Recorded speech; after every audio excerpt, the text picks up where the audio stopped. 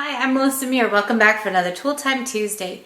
In this video, I'm going to talk about another disc cutter. Yes, another one, but this one's a lot of fun because it has a lot of different shapes to it.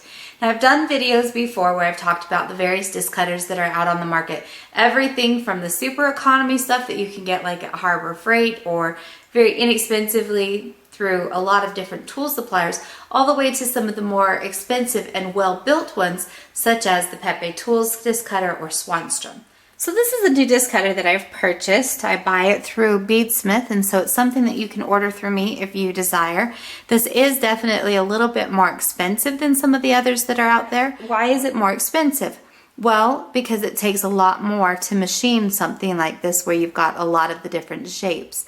So you can see here this one has 9 different shapes. They are a little bit smaller. They all run about 12 millimeters. So it's great if you have just like a nice little accent piece, something to set behind a small stone, something like that. So it's not going to be anything great big. Now there are disc cutters that you can buy with each of these shapes, and they'll have 4 to 5 of them in various sizes. But I wanted to get one that had everything so I could try out the cutter, just kind of see what my thoughts were before I made an investment in some of the other cutters. Now, things that I'm not always so keen on, and if you've seen some of my reviews, you know this. I'm not ever keen on the cutters that are fixed.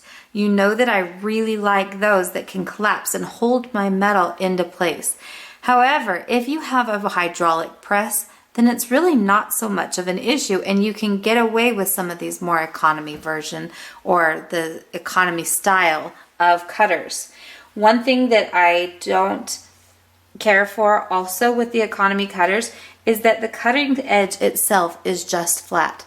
Those that are more well built, such as the Pepe Tools or Swanstrom or even the Durston, are going to have an angled cut, which helps that shearing action when it comes to cutting your metal. You need to make sure that you've identified the striking edge versus the cutting edge.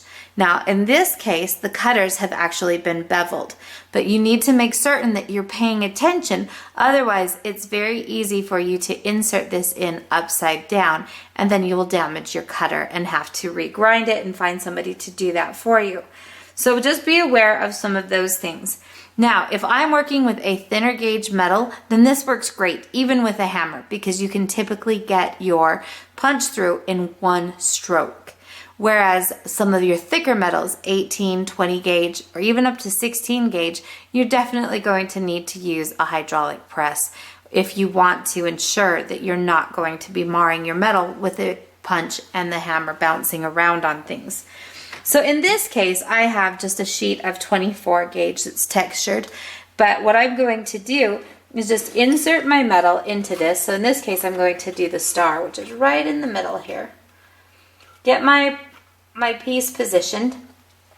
I like to lubricate my punches, and that's going to help with the cutting action. So in this case, what I'll do is just kind of run it along the outer edge, so that way I get a better coverage on the inside of this star, because it does have a lot. It doesn't take a whole lot, but that little bit of lubricant is going to help make sure that it glides in through our piece and through, helps that shearing action in the metal. So again, lighter gauge here. So I have a 1 pound brass hammer that I'm going to use. Just going to give this one heavy strike. And it did not go through yet, so I'll try again. Second one, I was able to get this through. If I lift this up, find that here is my star.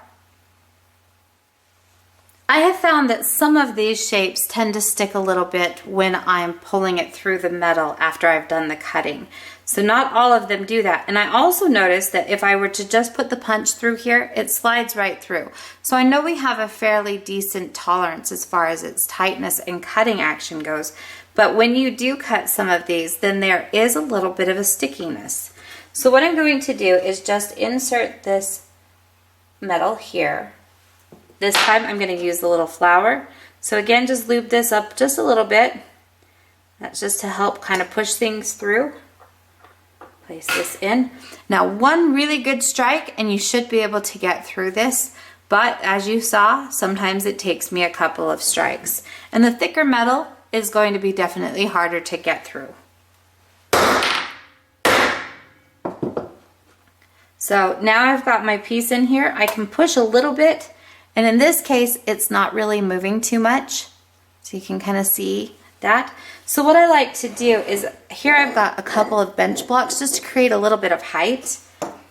I am going to put this so that the punch hangs over that edge because I don't want to strike down and damage my punch. I have a little wooden dowel, hold everything in place, and I'm just going to gently tap this down and through.